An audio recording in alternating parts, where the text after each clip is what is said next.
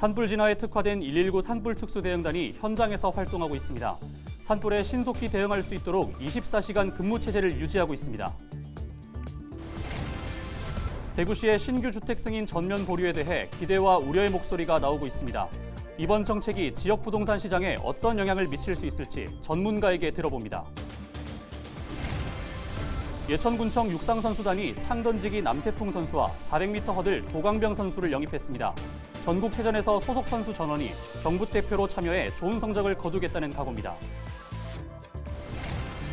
누구나 쉽게 즐길 수 있는 스포츠인 파크골프가 어르신들의 건강 지킴이 역할을 하고 있습니다.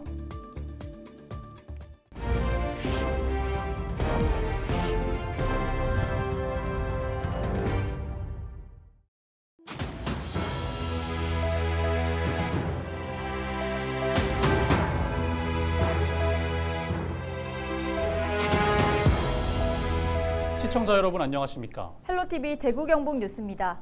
지난해 우리나라 역대 최악의 산불로 기록된 울진 산불과 축구장 168개의 산림을 태운 봉화 산불 등 경상북도에는 매년 크고 작은 산불 피해가 끊임없이 발생하고 있는데요. 경북도는 올해 산불 진화에 특화된 119 산불 특수대응단을 신설하고 대형 산불을 막기 위한 대비에 나섰습니다. 서희동 기자입니다.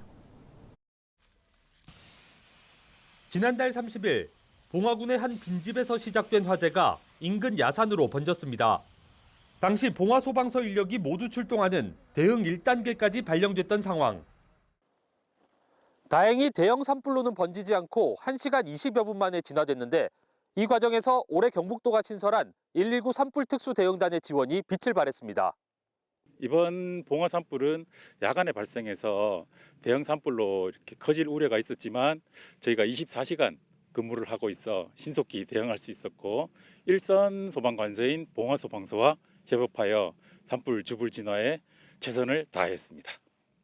119 산불 특수 대응단은 산불 진화에 특화된 조직으로 산불로 인한 인명과 산림 등의 피해를 최소화하기 위해 창설됐습니다. 모두 62명으로 구성됐고 진화차 5대와 지원 차량 6대, 산불 장비 세트 33종 등을 보유하고 있습니다. 산불 특수 대응단은 현재 옛 봉화 119 안전센터 자리에 임시로 둥지를 틀었습니다. 경북도는 오는 2026년까지 도비 220억 원을 들여 울진군의 헬기 경납구와 훈련 시설 등을 갖춘 신청사를 건립할 계획입니다. 또 산불 특수 대응단에 배치할 담수량 10,000리터 이상의 산불 진화형 대형 헬기의 도입도 500억 원의 예산을 들여 추진하고 있습니다. 경북에서 발생하는 모든 산불에 대응하는 조직입니다. 주 야간 특히 야간에 취약한 그런 산불을 대응하는 대응 조직으로서 도민이 산불로부터 안전을 더욱 확보해 할 수 있는 다가오는 봄철 산불 진화에 특화된 119 산불 특수 대응단이 경북 지역의 산불 확산 방지와 신속하고 안전한 진화에 큰 도움이 될 것으로 기대됩니다. 헬로티비 뉴스 서희동입니다.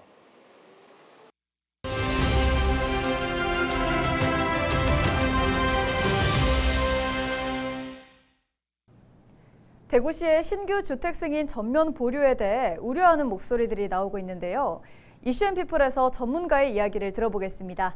대구과학대학교 금융부동산학과 이병홍 교수 화상 연결돼 있습니다. 교수님 안녕하십니까? 네, 안녕하세요. 네, 일단 대구시가 내놓은 대책, 대구시 차원에서 할 수 있는 공급 조절책이라고는 생각이 드는데 이게 대구 지역 부동산 시장에 얼마나 영향을 미칠 수 있을까요? 사실 현재 대구 지역 부동산 시장은 전국에서 가장 냉각되어 있다 이렇게 생각하셔도 됩니다. 즉 지금 이렇게 냉각되어 있는 상황에서 대구시가 주택사업 승인을 전면 보이콧하는 부분은 오히려 시장 심리를 더 악화시키는 영향을 줄 것이지 이게 대구 지역 주택시장을 연착륙으로 이끄는 거는 좀 힘들지 않을까. 오히려 일반인들은 시장이 많이 악화되는갑다. 그러면 결국은 매수 심리가 살아날 수 있는 매수 심리도 오히려 또 꺼버리는 이런 나쁜 영향을 줄 수 있다. 저는 일단 그렇게 생각을 하고 있습니다. 그러면 지역 건설업체들은 어떻게 받아들일 수 있을까요? 건설업계에서도 좀 부담을 느낄 것 같은데요. 예, 그렇죠. 이 사실은 주택사업 승인을 득하기 전에 건설회사들은 지주 작업, 땅 모으는 작업을 먼저 하고 그 다음에 자금 조달을 위해서 신탁사라든지 대주단과 먼저 조율을 거친 다음에 자금 조달이 약속이 된 이후에 대구시에다가 이제 주택 사업 승인을 이제 넣게 되는데, 그러면 주택 사업 승인을 넣었다라는 거는 다시 돌아보면 지주 작업이 되었고, 맞죠? 어느 정도. 그리고 자금 조달 방안이 마련된 상황이라는 거죠. 그러면 이런 상황에서 대구시가 주택 사업 승인을 보이콧하게 되면 결국 시행사, 즉 시공사는 사업을 못 하게 되죠. 그러면 결과론적으로 지주 작업에 대한 잔금을 치르지 못하게 되고, 결국은 시행사는 진짜 극단적으로는 자금 조달이 하나도 되지 않기 때문에 부도가 날 수도 있는, 뭐 그렇게 됩니다. 결국 건설회사 입장 또는 시행사 입장에서도 사실은 이 같은 주택 사업 승인을 전면 보이콧하는 것은 저는 좀 극단적이지 않나, 좀 바람직하지 않은 상황이다, 이렇게 지금 전망하고 있습니다. 그리고 대구시가 이번 대책을 추진하면서 시장 안정화가 될 때까지 하겠다라고 했는데 어떻습니까? 시장 안정화 시기는 언제쯤 예측할 수 있을까요? 사실은 작년부터 그리고 올해 내년 상반기까지 대구의 아파트 공급 물량이 엄청나게 많습니다. 그 많은 데에 더해서 사실은 미분양 물량까지 엄청나게 쏟아지고 있죠. 그러니까 입주 물량이 제가 파악하기로는 적정 물량이 올해만 하더라도 3배가 넘고 내년 상반기만 하더라도 적정 물량을 초과하는 게 되어 있습니다.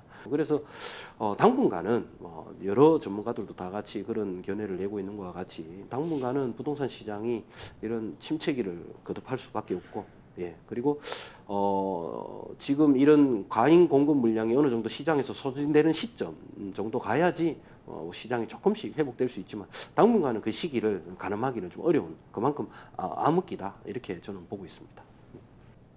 네, 알겠습니다. 그리고 반대로 생각해 본다면 공급이 많은 만큼 실수요자 입장에서는 내 집 마련의 기회가 될 수 있지 않을까 싶은데 어떻습니까?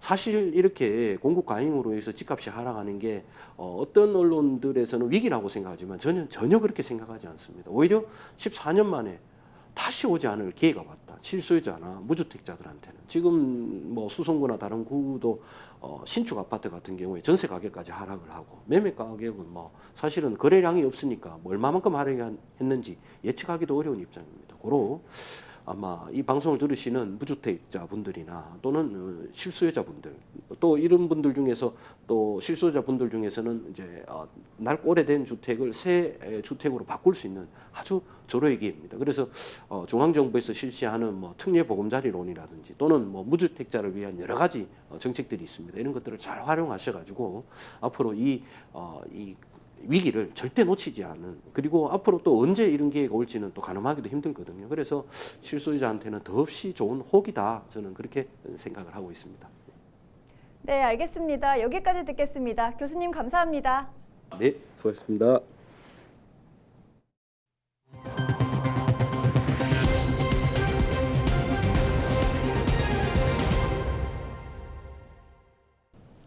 지난해 창단한 예천군청 육상선수단이 2명의 선수를 보강했습니다. 창던지기 남태풍 선수, 400m 허들 도강병 선수인데요. 새 얼굴들의 각오와 포부, 홍하영 기자가 취재했습니다.